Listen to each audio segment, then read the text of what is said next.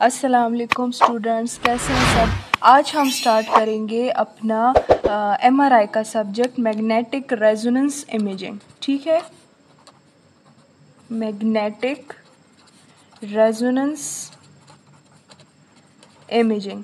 इसमें आज हम स्टार्ट करेंगे चैप्टर नंबर फर्स्ट जो है कि बेस है बेसिक प्रिंसिपल्स पे। ठीक है, आपका अगर फर्स्ट चैप्टर में देखें तो उसमें आपके 4 बेसिक टॉपिक्स हैं।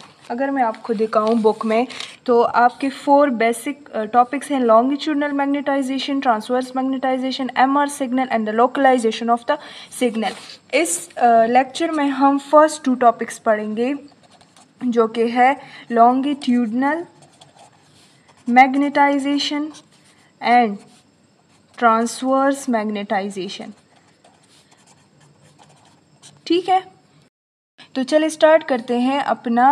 पहले तो ये पढ़ते हैं कि हमारे पास एमआरआई क्या है, मैग्नेटिक रेजोनेंस इमेजिंग हमारे पास होता क्या है और इसमें हमारे पास जो है बेसिक स्टेप्स क्या है या बेसिक प्रिंसिपल क्या है इसका। ठीक है, फिर आते हैं अपने इन 2 टॉपिक्स पे। तो असल में जो है ना मैग्नेटिक रेजोनेंस इमेजिंग हमारे पास, इसमें मैग्नेटिक फील्ड हम यूज़ करेंगे, इसमें हमारे पास रेजोनेंस का फिनोमिना होगा, उसके बाद हमारे पास क्या होगी, इमेजिंग होगी। ठीक है, ये इमेजिंग हमारे पास होती है प्रोटॉन बेस इमेजिंग। ठीक है, बाद में बताती हूँ कि इसको प्रोटॉन बेस इमेजिंग क्यों कहते हैं। ठीक है, ये प्रोटॉन बेस इमेजिंग होती है हमारे पास एंड इसमें हमारे पास आप याद रखिए बेसिक 4 स्टेप्स हैं। बेसिक 4 स्टेप्स है जब हम क्या करते हैं, एमआरआई इमेजिंग करते हैं। ठीक है, फर्स्ट स्टेप जो है ना, हम क्या करते हैं, पेशेंट को प्लेस करते हैं in magnetic field. Magnetic field में पेशेंट को क्या करते हैं, प्लेस करते हैं। सही है। दूसरे नंबर पे हम क्या करते हैं कि हमारे पास कोयल्स होती हैं, रेडियो फ्रिक्वेंसी कोयल्स, जो सेंडिंग भी होती है और रिसीविंग भी होती हैं। सेंडिंग जो होती है ना, सेंडिंग आरएफ कोयल या रेडियो फ्रिक्वेंसी कोयल्स, इसके ज़रिए हम क्या करते हैं, आरएफ कोयल को जो है वो जनरेट करते हैं, देते हैं उन कोयल्स को रेडियो फ्रिक्वेंसी। ठीक है, थर्ड नंबर पे हमारे पास रिसीविंग रेडियो फ्रिक्वेंसी जो है वो कोयल्स होती हैं, रिसीविंग आरएफ कोयल्स होती हैं। उसके ज़रिए हम क्या करते हैं, हम सिग्नल रिसीव करते हैं। जो सिग्नल हमारे पास बन जाता है ना, उस सिग्नल को हम क्या करते हैं, रिसीव करते हैं थ्रू दिस कोयल, और जो है हम फिर स्विच ऑफ करते हैं आरएफ कोयल्स को। ठीक है, फिर हमारे पास फोर्थ नंबर पे हमारे पास आ जाता है ये जो सिग्नल हमने रिसीव किया है ना, इसको हम फिर जो है इसकी तो हमने इमेजिंग भी करनी है ना, तो इस इमेजिंग के लिए हम क्या करते हैं, हम एक स्टेप करते हैं जिसको बोलते हैं कॉम्प्लेक्स प्रोसेसिंग। अब कॉम्प्लेक्स प्रोसेसिंग हमारे पास जो है डिफरेंट कंप्यूटर्स करती हैं, डिफरेंट ट्रांसफॉर्मेशंस होती हैं और वहाँ पे जिसके ज़रिए हमारे पास कॉम्प्लेक्स जो है वो प्रोसेसिंग हो जाती है और इमेज हमारे पास फॉर्म हो जाता है। ठीक है, तो ये बेसिक एमआरआई 4 स्टेप्स आपने याद रखनी है। अब आते हैं कि हमारे पास एमआरआई जो है ना, ये हमारे पास असल में होती क्या है, मैग्नेटिक रेजोनेंस इमेजिंग या प्रोटॉन बेस इमेजिंग।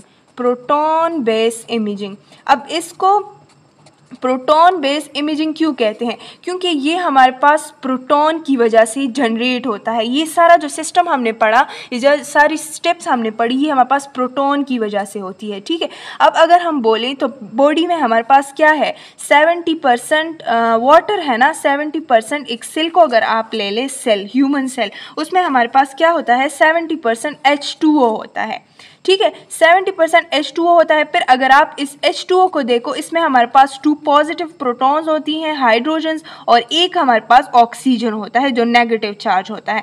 ठीक है, अब इसमें हमारे पास क्या होता है, जो 70% या 75% हमारे पास प्रोटॉन होता है। तो बॉडी में हमारे पास सबसे ज़्यादा अबंडेंसी जो होती है ना, वो हमारे पास प्रोटॉन की होती है, हाइड्रोजन की होती है। अब ये प्रोटॉन हमारे पास क्या होता है, पॉजिटिव चार्ज होता है।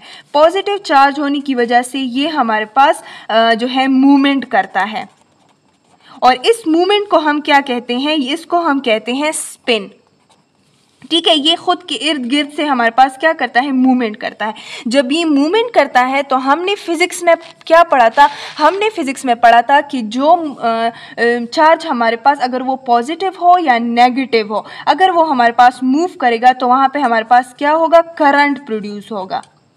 और याद रखिए ये जो मैं बातें कर रही हूँ ना, ये मैं नॉर्मल बॉडी पेशेंट की बात कर रही हूँ। जो नॉर्मल बॉडी होती है ना हमारी, उसकी मैं बात कर रही हूँ, ठीक है। उसमें हमारे पास ये फिनोमेना होता है। अब जो मूविंग बॉडीज होती है ना, वो मूविंग चार्जेस होते हैं, वो करंट प्रोड्यूस करते हैं। According to the electromagnetic law, हमने क्या पढ़ा था कि जो हमारे पास करंट है ना, जब वो प्रोड्यूस होगा तो वो हमारे पास मैग्नेटिक फील्ड प्रोड्यूस करेगा। मैग्नेटिक फील्ड हमने पढ़ा था कि every moving charge produce magnetic field and magnetic field produce induce current, ठीक है। तो हमने कहा कि हमारे पास क्या होता है, मैग्नेटिक फील्ड। अब हर एक प्रोटॉन के इर्द गिर्द हमारे पास क्या होता है, मैग्नेटिक फील्ड प्रोड्यूस हो जाता है। वो रैंडमली हमारे पास बॉडी में मूव करते हैं। अब ये नॉर्मल बॉडी है, ठीक है। अब फर्स्ट स्टेप हमने क्या करना है, स्टेप फर्स्ट को अगर आप देखें तो फर्स्ट स्टेप में हमने करना है, पेशेंट को वो प्लेस करना है इन द मैग्नेटिक फील्ड। जो हमारे पास मैग्नेटिक बोर होता है ना, ये हमारे पास क्या है, MR का मैग्नेटिक बोर। मैग्नेटिक बोर जिसमें हमारे पास मैग्नेटिक फील्ड प्रेजेंट होती है, या परमानेंट मैग्नेट्स, हम बाद में मैग्नेट्स की जो है टाइप्स ही पढ़ेंगे, वो हमारे पास मैग्नेट्स यहाँ पे प्लेस होते हैं। अब हमने पेशेंट को जो है ना यहाँ पे प्लेस किया। अब हम कहते हैं कि जैसे कि पेशेंट को हमने प्लेस किया इन द मैग्नेटिक फील्ड, तो पहले क्या था, पहले नॉर्मल बॉडी में हमारे पास ये सिर्फ स्पिन मूवमेंट कर रहा था। स्पिन मतलब ये खुद के इर्द गिर्द से हमारे पास रोटेशन कर रहा था हर एक हाइड्रोजन।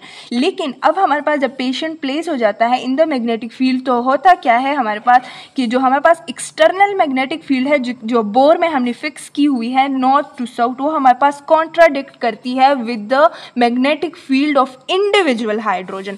जो हाइड्रोजन के इर्द गिर्द मैग्नेटिक फील्ड थी ना, उसके साथ ये कॉन्ट्राडिक्शन करती है, जिसकी वजह से हमारे पास ये जो है अलाइन हो जाती हैं एक एक्सिस पे, ठीक है। पेशेंट बॉडी में ये अलाइन हो जाते हैं with the external magnetic field.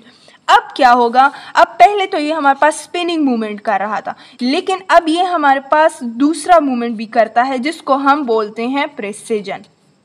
अब प्रेसिजन क्या होता है, पहले हमारे पास ये सिर्फ स्पिनिंग कर रहा था, ठीक है। ये सारे जो है ना स्पिनिंग कर रहे थे और रैंडमली कर रहे थे। अब ये हमारे पास अलाइन हो गए, ठीक है। जब ये अलाइन हो गए ना, अब ये हमारे पास मिल के एक मोशन करेंगे एक कॉन शेप में, तो उसको हम कहते हैं प्रेसिजन।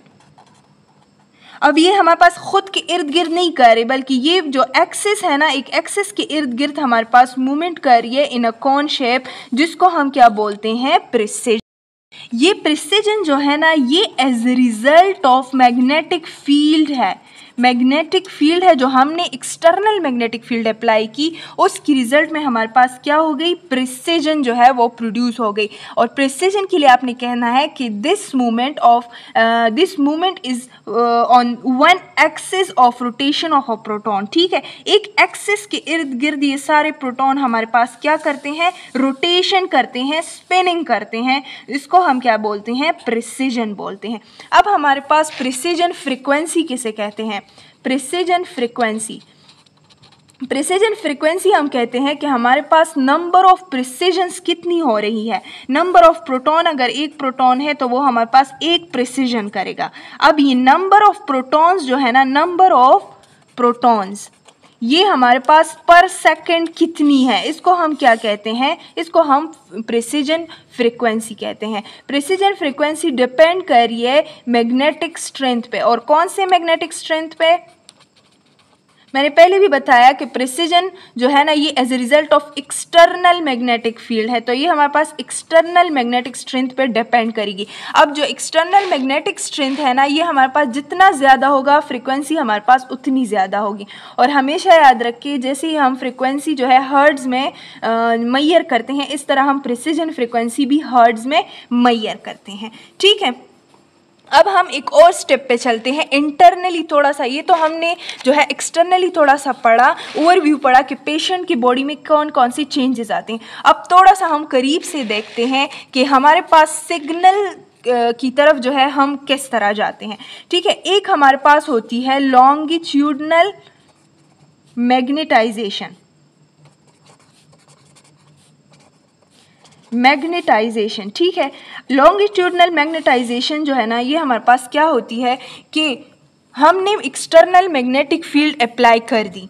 ठीक है, एक्सटर्नल मैग्नेटिक फील्ड की वजह से हमारे पास जो हाइड्रोजन्स है ना, वो हमारे पास अलाइन हो जाते हैं। अब इनकी अलाइनमेंट कौन से एक्सिस पे होगी? आप कंसिडर करें आपका बॉडी है जेड एक्सिस, ये along the body Z axis है आपका। ठीक है, तो ये हाइड्रोजन्स हमारे पास क्या करते हैं, ये हमारे पास जो है वो अलाइन हो जाते हैं पॉजिटिव जेड एक्सिस पे, नेगेटिव। हमारे पास एक पॉजिटिव जेड एक्सिस होता है, एक नेगेटिव जेड एक्सिस होता है। आपने हमेशा ये बात याद रखनी है कि जेड एक्सिस हम दो कंडीशंस, दो एस्पेक्ट से ले सकते हैं इन एमआर इमेजिंग। एक तो along the body axis, along the body axis, ठीक है, और दूसरा हम मैग्नेटिक बोर, जो मैग्नेटिक बोर है ना हमारे पास, फॉर एग्जाम्पल ये आपका मैग्नेटिक बोर है। ठीक है, और ये हमारे पास नॉर्थ है और ये साउथ है। ठीक है, तो अलोंग द मैग्नेटिक फील्ड भी जो हम एक्सिस लेते हैं ना, उसको भी हम बोलते हैं क्या, जेड एक्सिस। तो दो एस्पेक्ट से हम स्टडी करते हैं जेड एक्सिस को। अब जेड एक्सिस अगर आप इस तरह करें, जेड एक्सिस ये हमारे पास है नेगेटिव जेड एक्सिस और ये हमारे पास है positive axis along the body, ये हमारे पास प्रेजेंट है। ठीक है, ये वाई एक्सिस हो गया और ये आपका एक्स एक्सिस हो गया। ठीक है, तो होता क्या है कि हमारे पास जब बॉडी मैग्नेटिक फील्ड में प्लेस हो जाती है, तब हमारे पास ये जो प्रोटॉन है ना, ये हमारे पास इधर अरेंज हो जाते हैं।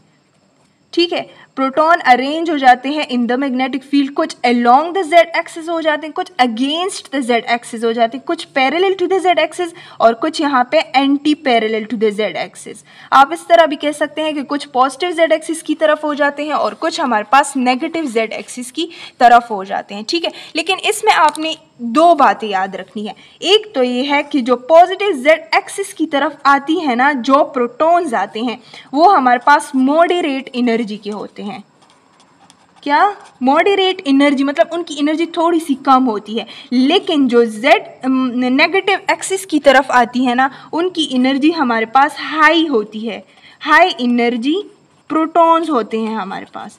ठीक है, दूसरा आपने इसमें ये पॉइंट याद रखना है कि जो जेड एक्सिस की तरफ प्रोटॉन्स जाते हैं ना, वो मोर इन नंबर होते हैं। ज़्यादा से ज़्यादा प्रोटॉन्स जो है ना, वो हमारे पास अलाइन होते हैं टूवर्ड्स द जेड एक्सिस। ठीक है, और जो नेगेटिव एक्सिस होता है ना, इसमें आपने याद रखनी है ये लेस इन नंबर प्रोटॉन्स होती हैं। ठीक है, मतलब कम नंबर में हमारे पास यहाँ अलाइन होती हैं एंटी पैरेलल। ठीक है, अब हमने कंसिडर कर लिया कि यहाँ पे हमारे पास 15 प्रोटॉन्स है, ये हमारे पास है 10 प्रोटॉन्स। अब पैरेलल और एंटी पैरेलल हमने कैंसिलेशन का फिनोमेना पढ़ा था फिजिक्स में कि हमारे पास कैंसिल होते हैं। अब 10 इसमें से कैंसिल करो, 10 इसमें से, ये हमारे पास क्या होता है, 10 होता है। यहाँ पे हमारे पास क्या आ जाता है, 5 प्लस 5 आ जाता है हमारे पास। मतलब क्या है कि यहाँ पे हमारे पास 5 प्रोटॉन्स रह गए हैं। कैंसिलेशन का फिनोमेना हो जाता है और फिर हमारे पास क्या हो जाती है, जो प्रोटॉन्स बच जाती हैं वो हमारे पास अलाइन हो जाती है, इकट्ठी हो जाती है और हमारे पास एक जो है कलेक्टिवली एक वेक्टर बना लेती हैं, जिसको हम बोलते हैं लॉन्गिट्यूडनल मैग्नेटाइजेशन। ठीक है, अब जो है ना लॉन्गिट्यूडनल मैग्नेटाइजेशन हमारे पास बन गई है और ये हमने एज ए रिजल्ट ऑफ क्या किया, as a result of external magnetic field जो कि हमारे पास किधर थी, बोर में थी, फ्रॉम नॉर्थ टू साउथ। उसके रिजल्ट में हमने क्या किया, लॉन्गिट्यूडनल मैग्नेटाइजेशन तो बना ली। ठीक है, लेकिन अब इसके बाद हम सिंगल इसी से हमारे पास मेजरमेंट नहीं हो सकती सिग्नल की। अब हम दूसरे जो है उस पे जाएंगे, मैग्नेटाइजेशन पे जाएंगे, जो कि हमारे पास है ट्रांसवर्स मैग्नेटाइजेशन।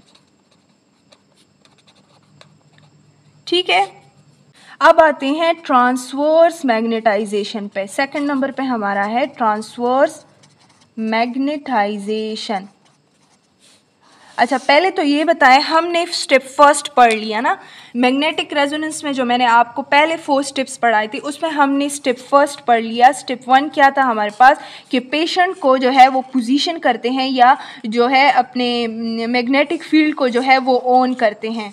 ठीक है, वो हमारे पास मैग्नेटिक बोर में जो है पेशेंट लाई हो जाता है। ठीक है, अब हमने स्टेप फर्स्ट जो है वो पढ़ लिया। अब हम आएंगे स्टेप 2 पे। स्टेप 2 पे हम आएंगे तो हम क्या करेंगे कि हम RF पल्स जो है वो जनरेट करेंगे। RF पल्स जो है वो सेंड करेंगे यहाँ पे। ठीक है, यहाँ पे हमारे पास डिफरेंट जो है वो सेंडिंग RF कोइल्स होती हैं, उनको हम क्या करेंगे, रेडियो फ्रिक्वेंसी पल्स देंगे। अब ये रेडियो फ्रिक्वेंसी हमारे पास असल में ये है एनर्जी, इनकी एनर्जी होती है। ठीक है, रेडियो फ्रिक्वेंसी पल्स की एनर्जी होती है। अब हमने क्या किया, रेडियो फ्रिक्वेंसी पल्स को जो है वो भेज दिया। कहाँ पे भेज दिया, जो हमारे पास लॉन्गिट्यूडनल मैग्नेटाइजेशन हुई थी in the presence of external magnetic field. ठीक है, ये हमारे पास क्या था, मैग्नेटिक फील्ड था, पॉजिटिव जेड एक्सिस, सॉरी ये हमारे पास था y, और ये हमारे पास था नेगेटिव जेड एक्सिस, और ये था पॉजिटिव जेड एक्सिस।